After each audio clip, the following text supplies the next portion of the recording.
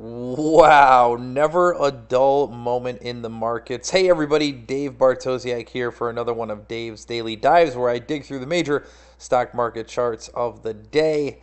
And at the end, I give you his 5 Zacks Rank number 1 strong buy stocks that I think are, well, I don't think are, that I know are on the move, breaking out to new 52-week highs that you should take a look at, okay? So, first, good old S&P 500. Now, I've been working off this fib from May to June for a while now, and I think the market may be as well.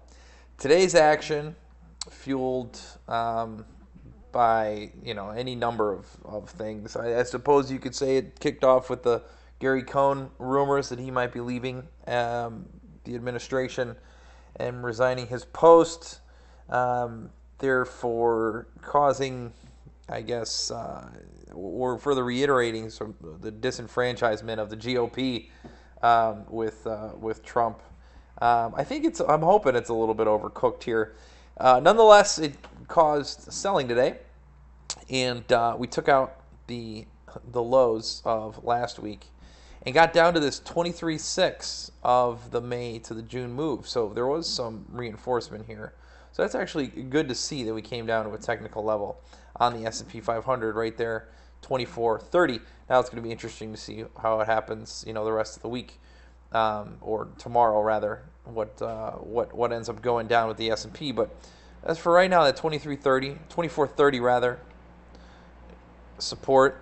Further from there, you got the 38.2 at 24.15, and then the 50% down at 24.03. So you have a few key levels there on the S&P 500 if the market should continue to sell off. Now, if it doesn't sell off and it rebounds, look for the 50-day moving average. I think for sure tomorrow we see at some point in the day the S&P at least tests that 50-day moving average, and then that will sort of help set the stage for next week. Will it leapfrog the 50-day, or will it fail and continue on lower? So that's something to look at. That's on the S&P 500. Then on the Nasdaq Composite, we've got a similar story where also same fib, May to June fib, and then we've got some levels down here. In this case, the 38.2 is at 62.09, and we have the lows of last week. So we are coming right into that area again. And I think it was Tuesday where I talked about I was a little worried about this channel that was starting to develop down across the tops. It looks like today that that held still. So we'll have to see if that continues to be a downward trend line here for the Nasdaq. And just like the S&P 500, you got to keep an eye on this 50-day moving average tomorrow. So we're at 62.74 right now. I think that's a place to look during tomorrow's price action, and then of course 62.09.90 to the downside. So those are a couple of key levels you guys should look out for.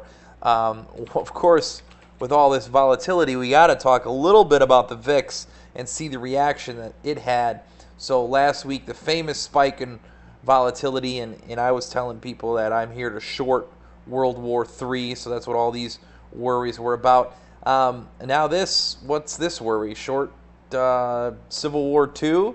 I don't know what to call it here other than, just another huge spike up in volatility here, getting up into the 15s. Who knows? Maybe this is the new norm. Maybe we should be trading back up in these, in the low teens. We were so low for so long, almost unhealthy levels of low volatility, that perhaps this is what we need. A little bit of a wake-up call, a little bit of a refresher. That's all I got on the technical side for some of these major market movers and averages. Let's look at a few of these stocks that even in the face of extreme volatility today may be something to buy on the dip. So the first of which is AppFolio, ticker APPF, and you'll see here that even though the rest of the market was getting beat up, AppFolio did not care and pushed above $40 a share today. Decent momentum in this one. It's been rock solid for pretty much all year.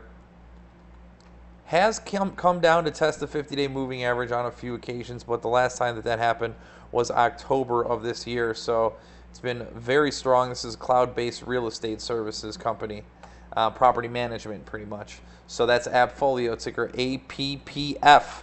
Then we've got Green Dot, and again, guys, these are all Zacks Rank #1 strong buy stocks. So what that means is these companies have seen earnings estimate revisions from analysts to the upside, helping to support these moves up in the stock.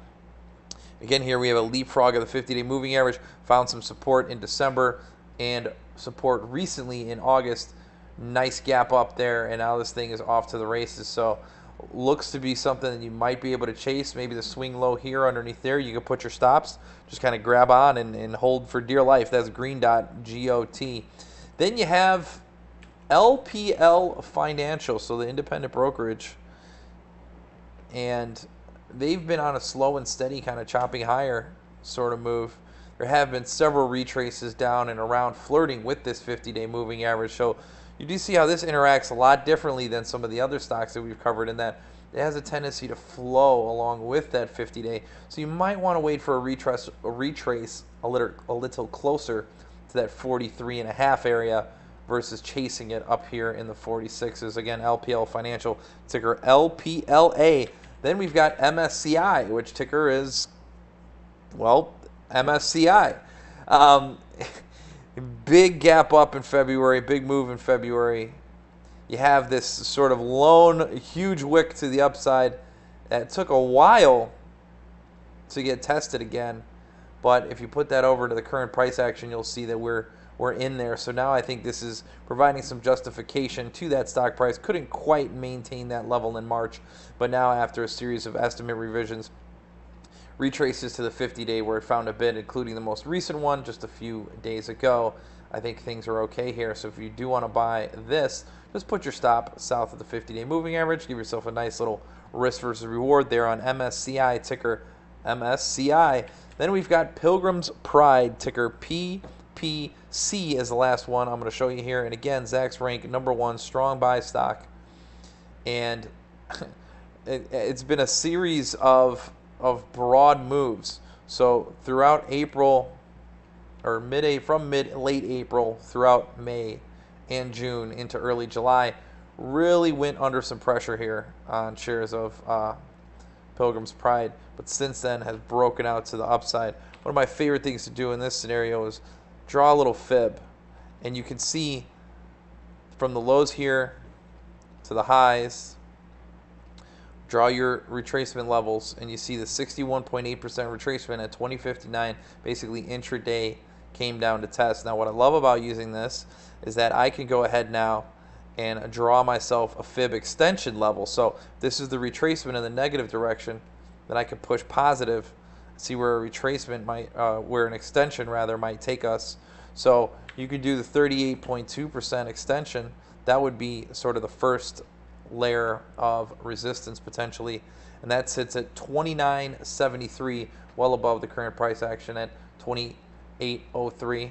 And then of course you can add the 50% extension and the 161.8, which will just continue on further. So there you have it, folks. Those are our 5 Zacks Rank #1 strong buy stocks for you to check out. As always, hit me up on Twitter at Bartosiastics, and I run the Momentum Trader as well as the Home Run Investor here at Zacks. So thanks for checking me out today. I'll see you all next week.